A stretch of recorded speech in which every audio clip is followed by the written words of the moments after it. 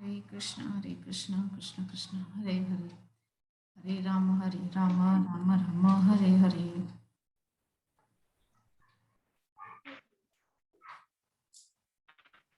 तो हमने चर्चा की कि किस प्रकार से गोवर्धन पूजा करने के बाद सभी ब्रजवासी प्रसन्न होकर, आनंदित होकर प्रसाद लेकर के अपने अपने घरों को गए।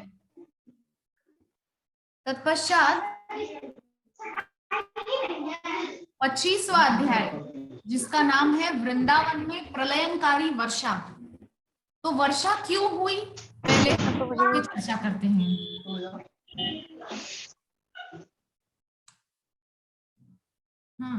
वर्षा क्यों हुई, पहले हम उस पे चर्चा करते हैं। तो जब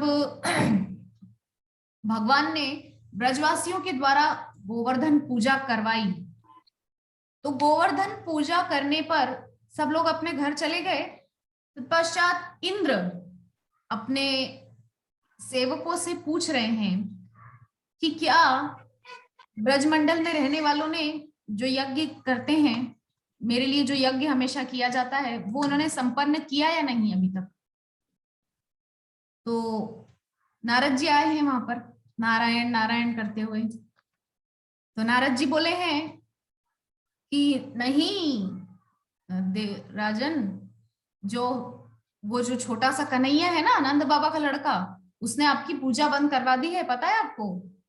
उसने इस बार गिरिराज जी की पूजा करवाई है, गोवर्धन की पूजा करवाई है। इतना छोटा सा बालक है और उसकी बात मान करके सभी ब्रजवासियों ने आपकी पूजा छोड़ के गिरिराज जी की पूजा कर दी है आज इस बार। और सारा जो भी सामग्री था वो उनको अर्पित किया है, इस बार आपके लिए यज्ञ भी नहीं किया उन लोगों ने। तो इस प्रकार से नारद जी बोल करके चले गए, नारायण नारायण। तो अब वो इंद्र जो है, इतना भयंकर क्रोध इंद्र के अंदर उमड़ पड़ा कि इन ब्रजवासियों की इतना साहस कि मेरी पूजा छोड़ के एक छोटे से बालक की बात मान के इन्होंने गिरिराज जी की उस पर्वत की पूजा की, मेरी पूजा छोड़ के। अभी बताता हूं इन सबको मैं। तो सामवर्तक मेघों को आमंत्रित आमंत्रण किया है। किसने? इंद्र ने। सामवर्तक मेघ प्रलयंकारी मेघ होते हैं। बहुत से लोगों की धारणा है कि प्रत्येक युग पर्यंत प्रलय होता है, लेकिन प्रलय होता है, प्रलय के अपने अपने अलग अलग स्वरूप हैं। जो महाप्रलय होता है वो ब्रह्मा जी का एक पूरा दिन जब निकलता है। ब्रह्मा जी का एक पूरा दिन कब निकलता है, थोड़ा हम इस पे आज चर्चा करते हैं। बहुत ही ये जो विषय है बहुत अद्भुत है।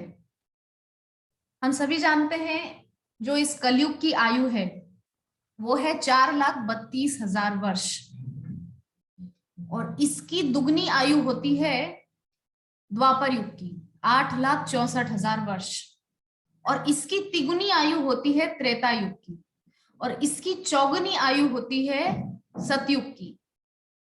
और इन चारों युग की आयु मिलाकर के बनती है 43,20,000 वर्ष की आयु। मतलब इस चतुर्युग की आयु है 43,20,000 वर्ष। ठीक है, ये तो हुई एक चतुर्युगी। और ऐसी सतयुग त्रेता द्वापर कलयुग, सतयुग त्रेता द्वापर कलयुग जब 71 बार निकलते हैं, 71 टाइम्स, ये चतुर्युगी जब 71 बार निकलती है तो एक मनु का राज्य पूरा होता है, जिसको बोलते हैं मनवंतर। एक मनु का राज्य पूरा होता है, मने ब्रह्मा जी के द्वारा जो मनु और जो शत्रुपा उत्पन्न होते हैं,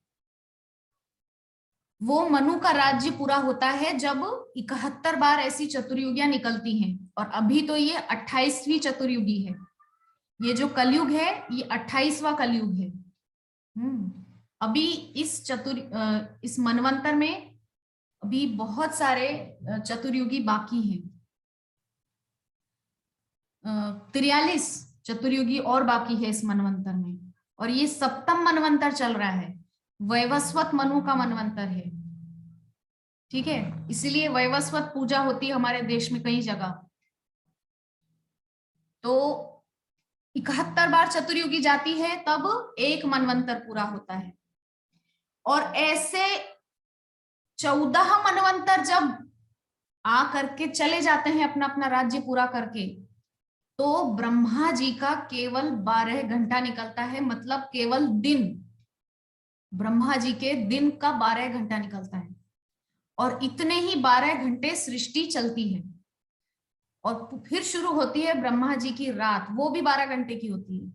और ब्रह्मा जी की जो रात होती है 12 घंटे की, उस समय में ब्रह्मा जी शयन करते हैं और सृष्टि चली जाती है प्रलयंकारी समुद्र में।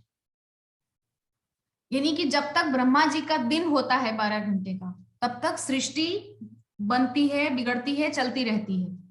लेकिन जैसे ही ब्रह्मा जी का दिन पूरा होता है, तो उसकी आयु है करीब 4,32 करोड़ वर्ष, 4 अरब वर्ष का ब्रह्मा जी का 12 घंटा होता है, केवल 12 घंटा। तो इस प्रकार से ब्रह्मा जी की जो आयु है उसकी हम गणना भी नहीं कर सकते, हमारी सामर्थ्य ही नहीं है ब्रह्मा जी की आयु की गणना करने की। तो इस प्रकार से ब्रह्मा जी की जब दिन पूरा होता है और रात्रि शुरू होती है, तो सृष्टि जाती है प्रलय में। तो हम यहाँ पे बात कर रहे हैं प्रलयंकारी मेघों की, जिनका नाम है सामवर्तक। तो प्रलय के समय क्या होता है, थोड़ा हम उस पर चर्चा करते हैं। भागवतम के अंतिम स्कंद में इस पर बहुत विस्तार से वर्णन है, प्रलय का दर्शन कराया गया है और इत्यादि सब कुछ भागवतम में सब कुछ है। तो प्रलय में क्या होता है, प्रलय को जब 200 वर्ष बाकी रह जाते हैं, कि बिल्कुल अंतिम समय है, 200 वर्ष बाकी है प्रलय होने के लिए, तो उस 200 वर्ष में जो 100 वर्ष पहले का समय होता है, तो हम अपने दैनिक जीवन में रोज आसमान में, आकाश में एक सूर्य देखते हैं और हम उस गर्मी को सहन नहीं कर पाते गर्मी के समय में। लेकिन प्रलय के समय ऐसे 12 सूर्य मिलके पृथ्वी को तपाते हैं, जला देते हैं, पूरा पृथ्वी जलती है बहुत बुरी तरह से। फिर भी सब जीव जीते हैं वहां पर उस कष्ट को सह करके। वो 12 सूर्य मिलकर के, अदिति जो कश्यप अदिति के पुत्र हैं 12 सूर्य, वो 12 सूर्य मिलके पृथ्वी को बहुत जलाते हैं। पृथ्वी जल करके एकदम भस्म हो जाती है। तत्पश्चात बचे हुए 100 वर्षों में ये सामवर्तक मेघ आकर के भयंकर वर्षा करते हैं। हाथी देखा है हम सबने, हाथी, हाथी की सूंड कितनी मोटी होती, इतनी मोटी।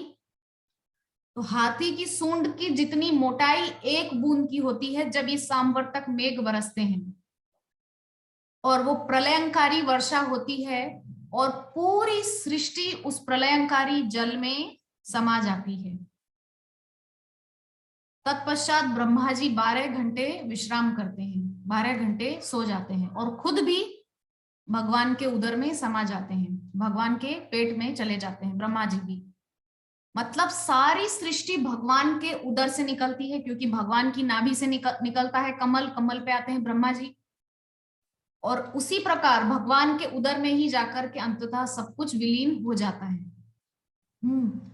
तो यहाँ पर इंद्र जो है क्रोध में आकर के अब क्या कर रहे हैं, अब इंद्र सामवर्तक मेघों को आदेश दे रहे हैं कि मेरी पूजा बंद करके इन गंवार ब्रजवासियों ने, गांव के लोगों ने उस छोटे से बालक की बात को मानकर एक पर्वत की पूजा की, अब मैं इन लोगों को मजा चखाता हूं।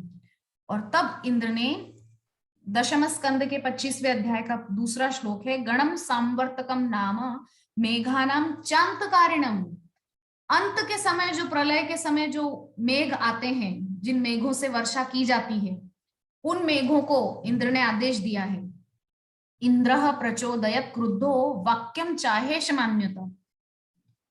इस प्रकार से क्रुद्ध होकर के इंद्र ने ब्रजवासियों को डुबाने की चेष्टा करते हुए उस संवर्तक मेघों को आदेश दिया कि जाओ और ब्रजमंडल को डुबा दो।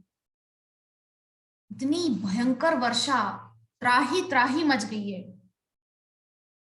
सारे ब्रजवासी जो है इतना विचलित हो गए, यहां से वहां दौड़ रहे हैं अपने अपने गोधन को लेकर के, अपनी अपनी गैयाओं को ले लेकर, लेकिन कहीं उन लोगों को आश्रय नहीं मिल रहा है।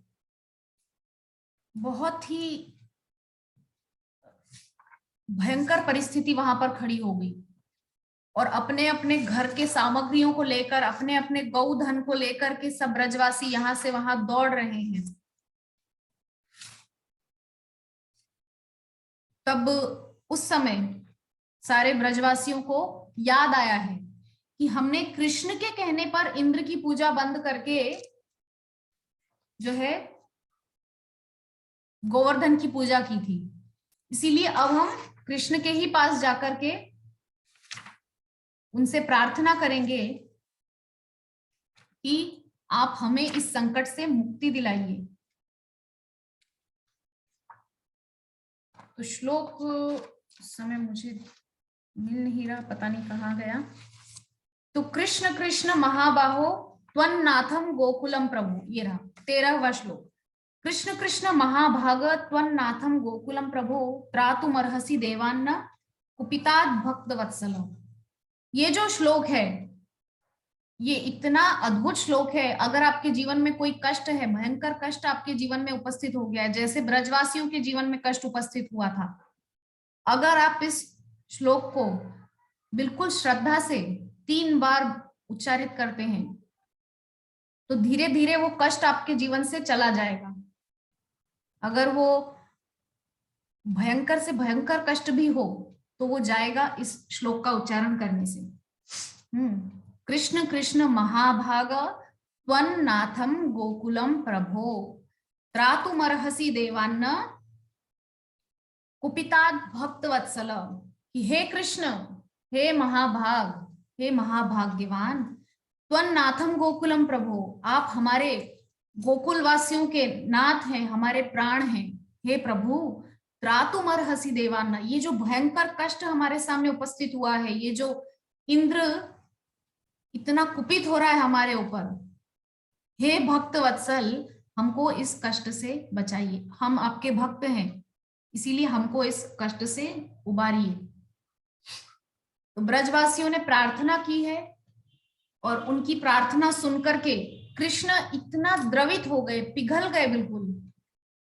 और कृष्ण तुरंत उन सबको आश्वस्त किए कि आप लोगों को बिल्कुल भी चिंता करने की जरूरत नहीं है। आपने मेरे कहने पर इंद्र की पूजा छोड़ करके गिरिराज जी की पूजा की।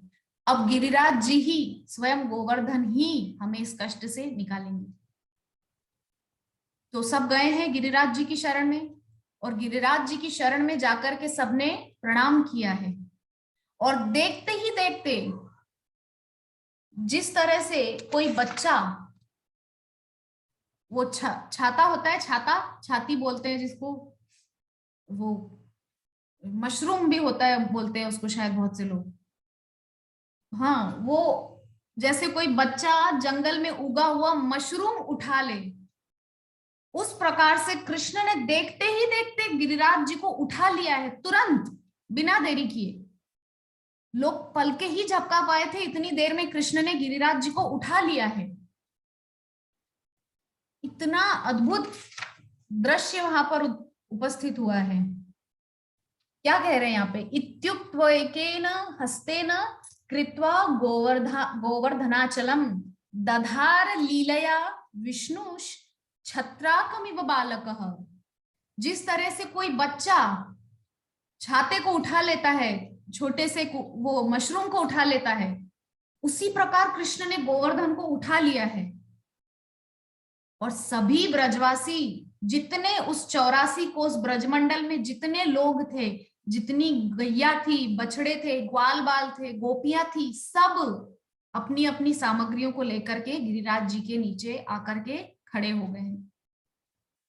और इस प्रकार से गिरिराज जी की शरण में आकर के सबको आश्रय मिला है उस वर्षा से। तो अब यहाँ पर प्रश्न ये उठता है कि जब वर्षा हो रही थी और जब इंद्र का कोप पूरा हुआ, जब सांबर तक मेघ भी हार मान गए वर्षा कर करके, उनका सारा जल समाप्त हो गया, तो वहां पर जब इंद्र ने अपने सेवकों को भेजा है जाकर के देखो ब्रजमंडल डूबा है या नहीं अभी तक, तो उस समय जब सेवक ने जाकर बताया कि महाराज वहां तो धूल उड़ रही है, पानी का नामो निशान नहीं। बोले अंत करने वाले प्रलयंकारी मेघों को मैंने भेजा था वर्षा करने के लिए, और वहां सूखा है, क्या मामला है? बोले कृष्ण ने तो गिरिराज उठा लिया था, और शेषनाग, बलराम है शेषनाग, हम सभी जानते हैं। तो बलराम जो है वो आसपास पूरा अपनी कुंडली जमा करके जल को बाहर ही रोक रहे थे, ब्रजमंडल में आने नहीं दिया जल को। इतना भयंकर जल था, किंतु फिर भी शेषनाग ने पूरा घेर करके उस जल को बाहर ही रोक दिया, भीतर आने नहीं दिया। और सुदर्शन चक्र चारों तरफ घूम घूम के उस जल को सुखा रहा था। सुदर्शन चक्र भी काम में लगा हुआ था, भगवान की सेवा में लगा हुआ था। और अगस्त्य ऋषि को वहां पर भगवान ने सेवा दी थी कि जितना भी जल गिरा रहा है इंद्र सांवर्तक मेघों के द्वारा, आप सब जल पी जाओ। सारा जल पी गए अगस्त्य ऋषि, बहुत प्यासे थे, युगों युगों से प्यासे थे। तो अंजुलि में भर के वो सारा जल पी गए, सांवर्तक मेघों ने जितना जल बरसाया। हाँ, इस प्रकार से भगवान ने ब्रजवासियों की रक्षा की है वहां पर। तो कृष्ण जब गोवर्धन लेकर के वहां खड़े थे, 7 दिन 7 रात्रि पर्यंत कृष्ण बिना अपने हाथ को हिलाए बिल्कुल एक स्थिर होकर उस गोवर्धन को उठाकर खड़े रहे, 7 दिन 7 रात्रि पर्यंत बिना कुछ खाए पिए। क्या किसी की सामर्थ्य है? लोग सहज ही अपने आप को भगवान बताने लगते हैं, लेकिन क्या भगवान की जितनी सामर्थ्य किसी में है? हम 2 किलो का पैकेट अगर कोई हो तो उसको 1 घंटे से ज्यादा उठाकर हम खड़े नहीं रह सकते। हाँ, लेकिन भगवान 21 कोस के हैं गिरिराज जी। 21 कोस यानी कि नहीं 7 कोस के हैं, क्षमा कीजिएगा, 7 कोस के गिरिराज जी हैं। 21 किलोमीटर का उनका जो है दायरा है।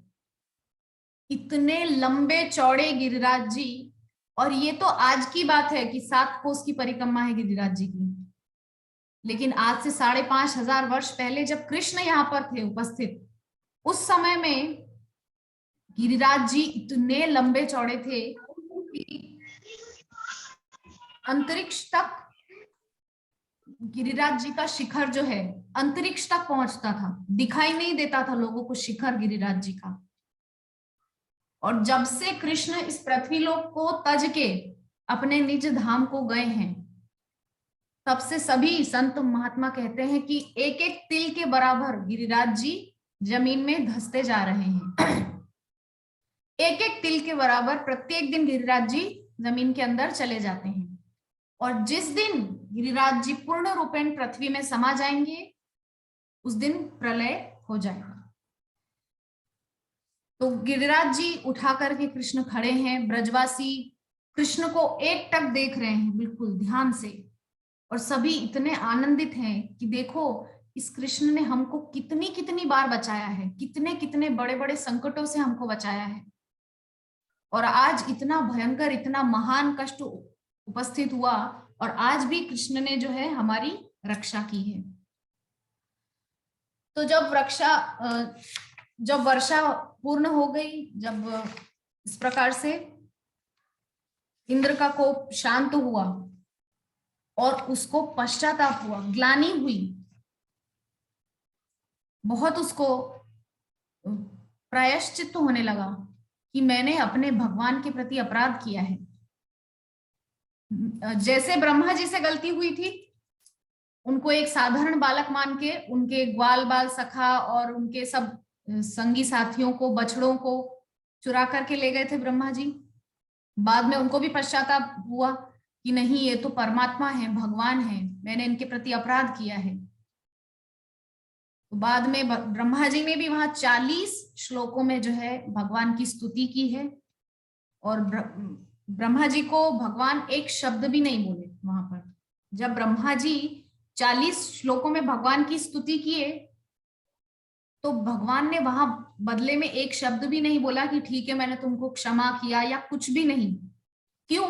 क्योंकि ब्रह्मा जी की वजह से उनके ग्वाल बाल सखा बछड़े उनसे 1 वर्ष के लिए दूर रहे थे। इसीलिए जो भगवान से उनके भक्तों को दूर करता है, उससे भगवान कभी बात नहीं करते, भगवान उसको सब अपनी नजरों से दूर कर देते हैं बिल्कुल। भगवान की जो माया है, जो मोहिनी है, वो 3 प्रकार की मोहिनी है। एक है स्वजन मोहिनी, एक है स्व मोहिनी, और एक है विमुख जन मोहिनी। तो विमुख जन मोहिनी में वो लोग आते हैं जो भगवान की तरफ देखना ही चाहते नहीं, और जो भगवान की तरफ देख रहे हैं उनको भी दूर करने की कोशिश करते हैं। तो ऐसे लोगों को भगवान विमुख जन मोहिनी माया में डाल देते हैं, विमुख जन मोहिनी में डाल देते हैं। तुम विमुख हो, विमुख ही रहो मेरे से, तुम्हारी इच्छा है, मैं क्या कर सकता हूं। और स्वजन मोहिनी माया के द्वारा भगवान अपने परिकर के भक्तों को मोहित करते हैं। जैसा कि माता यशोदा को भगवान ने मोहित किया था, अपने मुख में पूरा ब्रह्मांड का दर्शन करा के। थोड़ी सी मिट्टी खाई थी लेकिन वो ब्रह्मांड का दर्शन कराया था। तो इस प्रकार से ये हो गई विमुख जन मोहिनी और स्वजन मोहिनी। तत्पश्चात एक और मोहिनी है जिसका नाम है स्व मोहिनी।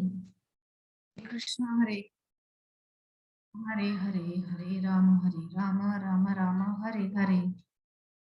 तो हम चर्चा कर रहे थे विमुख जन मोहिनी, उसके बाद है स्वजन मोहिनी माया। तो स्वजन मोहिनी के द्वारा भगवान ने अपनी माता यशोदा को मोहित किया था, मुख में माटी खाई थी लेकिन ब्रह्मांड का दर्शन कराया था। स्वजन मोहिनी, अपने परिकर के भक्तों को भगवान उस माया के द्वारा मोहित करते हैं। तत्पश्चात तीसरी माया है स्व मोहिनी माया। स्व मोहिनी माया के द्वारा भगवान अपने आप को मोहित करते हैं और लीला में प्रविष्ट होते हैं। कैसे? भगवान अपना ऐश्वर्य भूल जाते हैं कि मैं भगवान हूं, और ब्रजवासियों के साथ उनके ही जैसा बन के रहते हैं। जैसे उनके साथ उनके सखा है, श्रीदामा है, मधुमंगल है, मनसुखा है, धनसुखा है, जो भी कोई है उनके साथ उनके ही जैसा बन के रहते हैं। वहां भगवान अपना ऐश्वर्य भूल जाते हैं कि मैं भगवान हूं, सबका अधिपति हूं, सबका मालिक हूं, वो सब भगवान भूल जाते हैं।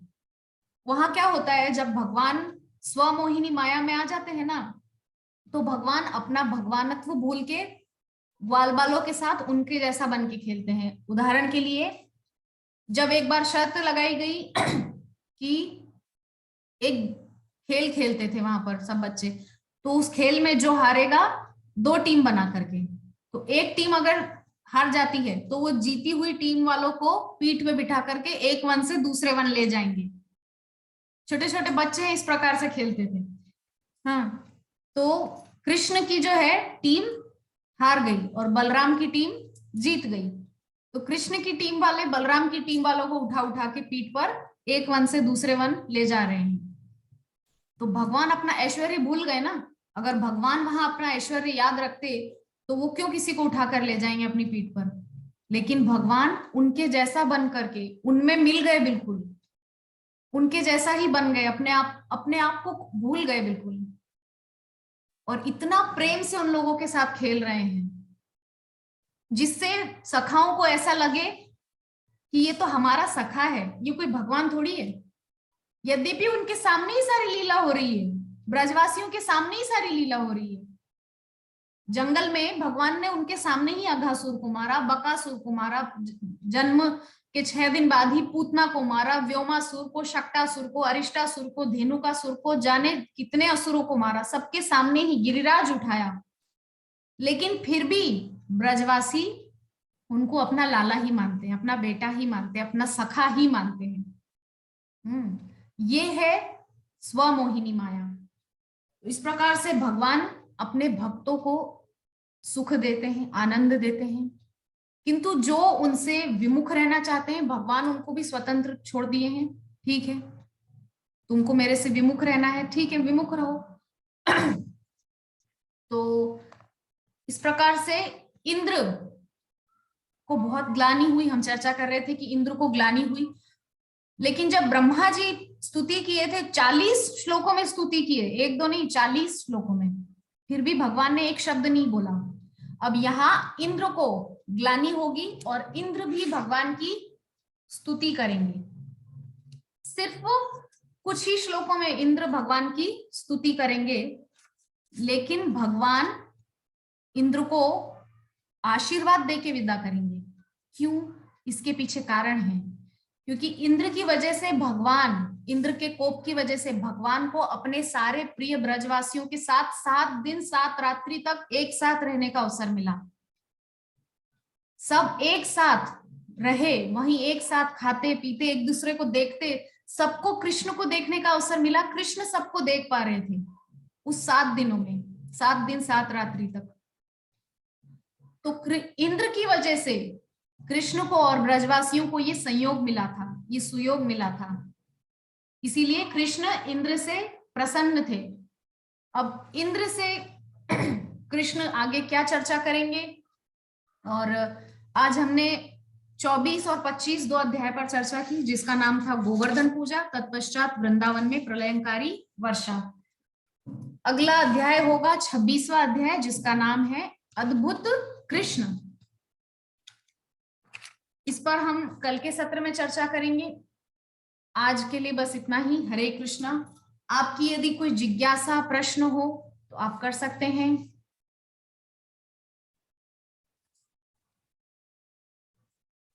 हरे कृष्णा माता जी, कोई जिज्ञासा या प्रश्न है आपका? अच्छा, आपको ठीक से समझ में आ गया? माता जी हरे कृष्णा। हरे कृष्णा माता जी। हरे कृष्णा माता जी, सब भक्तजनों को दंडवत प्रणाम। सॉरी मैं लेट हो गई थी ये ज्वाइन क्लास करने के लिए, तो आप किस अध्याय पे थोड़ा सा समराइज कर देंगे माता जी? माता जी ये जो है, मेरा क्लास इस पे होता है लीला पुरुषोत्तम भगवान श्री कृष्ण। क्योंकि आज प्रभु जी किसी जरूरी काम से गए हैं, कुछ गेस्ट आए हैं कोलकाता से, उन लोगों के साथ उनको अटेंड करने गए हैं, तो आज मुझे सेवा का अवसर दिया उन्होंने। तो आज इस लीला पुरुषोत्तम भगवान श्री कृष्ण पुस्तक के 2 अध्यायों पर चर्चा हुई है, जिसका 24 और 25 क्रमांक, और जिनका नाम था गोवर्धन पूजा और वृंदावन में प्रलयंकारी वर्षा। अगर आप मेरे पिछले क्लास सुने होंगे, जो मैं रोज रिकॉर्डिंग करके यूट्यूब पर जो मैं अपलोड करती हूँ, तो उसमें मैंने 23 अध्याय तक चर्चा की थी और आज 24 और 25 पे चर्चा हुई है।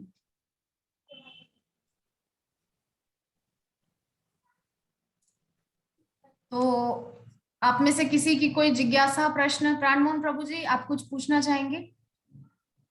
हाँ माता जी, पूछ रहे थे जी। स्वमोहिनी, विमुख जन मोहिनी, और एक क्या मोहिनी बताया, उसका कुछ चर्चा नहीं हुई। स्वमोहिनी सबसे ज्यादा मैंने उसी पे चर्चा की है। स्वमोहिनी तो हो गया, स्वजन मोहिनी, एक है विमुख जन स्वजन मोहिनी और एक है स्वजन मोहिनी। स्वजन मोहिनी, मोहिनी। हाँ, स्वजन मोहिनी मतलब अपने परिकर के भक्तों को भगवान मोहित कर देते हैं और उनके द्वारा लीला करवाते हैं। उदाहरण के तौर पर अर्जुन को भगवान ने स्वयं मोहित किया था। अपनी स्वजन मोहिनी माया के द्वारा भगवान स्वयं अर्जुन को मोहित किए थे, और अर्जुन को उद्देश्य करके भगवान ने गीता का उपदेश जनमानस तक पहुंचाया है। प्रत्येक एक एक मनुष्य तक पहुंचे, तो अर्जुन को वहां पर भगवान ने उद्देश्य बनाया, निमित्त बनाया है मात्र। अर्जुन केवल निमित्त है। तो वो मोहित हुआ और भगवान से इस प्रकार से अर्जुन ने कहा कि मैं युद्ध नहीं कर पाऊंगा वगैरह वगैरह। फिर भगवान ने गीता का उपदेश सुनाया है। तो ये होती है स्वजन मोहिनी माया। और स्वमोहिनी माया में स्वयं को मोहित करते हैं। विमुख जन मोहिनी माया में विमुख जनों को और मोहित करके भगवान अपने से और दूर कर देते हैं। वो तटस्था शक्ति के अंतर्गत आते हैं। तटस्था शक्ति जिससे हम सब उत्पन्न होते हैं। भगवान की जो शक्ति है उसमें से एक है तटस्था। भगवान की 3 शक्तियां हैं, प्रभु जी ने आपको कई बार बताया भी होगा, अंतरंगा, बहिरंगा और तटस्था। तो हम सब जिससे प्रकट होते हैं वो है तटस्था। तटस्था से प्रकट होते हैं और फिर हम बहिरंगा शक्ति के अंडर रहते हैं। हम सब अभी बहिरंगा शक्ति के अंतर्गत चल रहे हैं और भगवान सदैव अंतरंगा शक्ति में रहते हैं। अंतरंगा शक्ति है उनकी श्रीमती राधा रानी। तो ये भगवान की शक्ति है, मोहिनी है, माया है। माया भी 2 है, हम सभी जानते हैं, योग माया है, महामाया है। योग माया जो है आध्यात्मिक जगत में कार्य करती है और महामाया जो है वो इस भौतिक जगत में कार्य करती है। इसके अलावा मुरारी, आपका कोई प्रश्न है? हरे कृष्णा।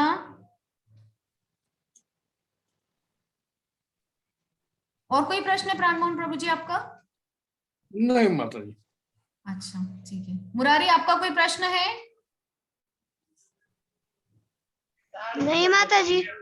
अच्छा ठीक है, ठीक है। तो हम यहीं पर वांछाकल्पतरु करके आज की कथा को विश्राम देते हैं। सीमा माता जी का कुछ प्रश्न होगा, पूछ लीजिए। अच्छा, आप यहाँ से ऐड हुए, आपका कोई प्रश्न है माता जी?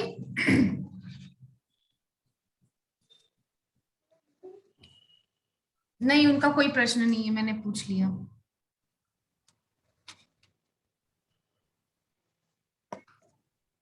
ठीक है, तो आज की कथा को हम यही विश्राम देते हैं।